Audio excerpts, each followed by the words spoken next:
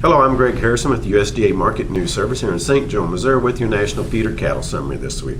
Well, fireworks got started early this week and on this holiday shortened week, and this week started with very volatile cattle futures. We had major moves in the grain markets, and it all pretty much affected the feeder cattle markets this week, and just really depended on what day it was too.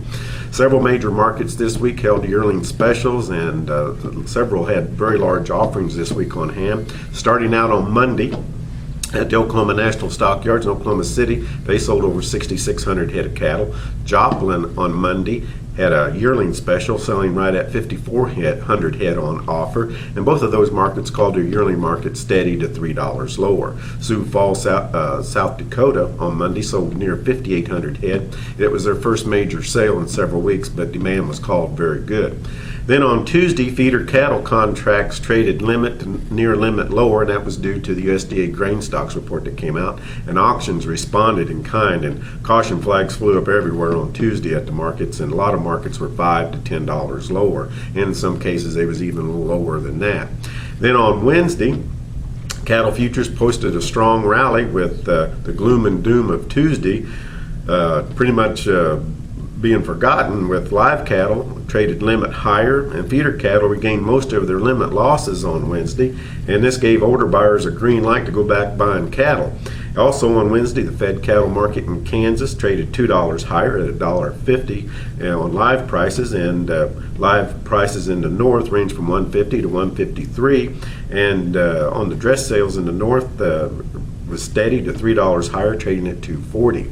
Order buyers started doing business on Wednesday. You can start with the Green City Livestock Auction in Green City, Missouri. Had a special yearling sale where they sold right at 4,500 head of yearling cattle, all selling with very good demand on Wednesday. They sold near 300 head of steers weighing between 600 and 650 pounds at average 623 pounds.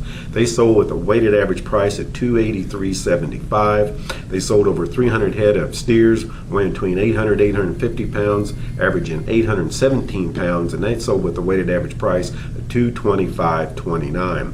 Very good sale in Green City, and very good demand there.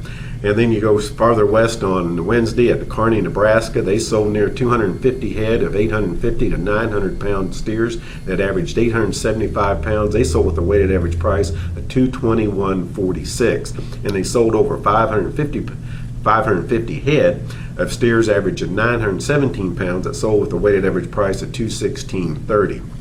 So two very good sales with very good yearling demand there.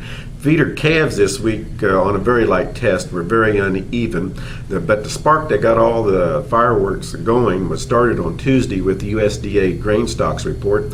On Tuesday, September corn traded 30 cents higher. August soybeans on Tuesday traded 55 cents higher, and wheat traded from 28 to 32 cents higher. Corn stocks came in under estimates. The average estimate was for 4.555 billion bushel, and that fell to 4.465 billion bushel.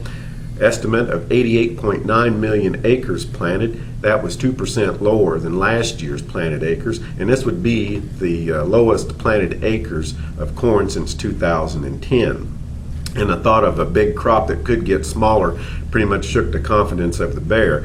This corn market it turned bullish on Tuesday, and has remained so pretty much the rest of the week. The corn stocks are not in a tight situation, but the market is becoming somewhat nervous due to all the wet weather problems that's going on, as the summer has seen some of the highest rainfall totals on record in key growing states, and that's just potentially putting some production out of being drowned out. Soybean stocks came in at 625 million bushel, which was 45 million bushel lower than average estimates. So the grain crop's a long ways from being in the bin, and the way it's just looking with the wet weather problems that this is, there's probably some more adjustments coming down the road. But anyway, all of us here at Federal and State Market News Service want to wish everyone a safe and happy 4th of July. We'll be back with you next week. Hopefully it's a good sunny day and you enjoy grilling weather. Thank you very much for listening.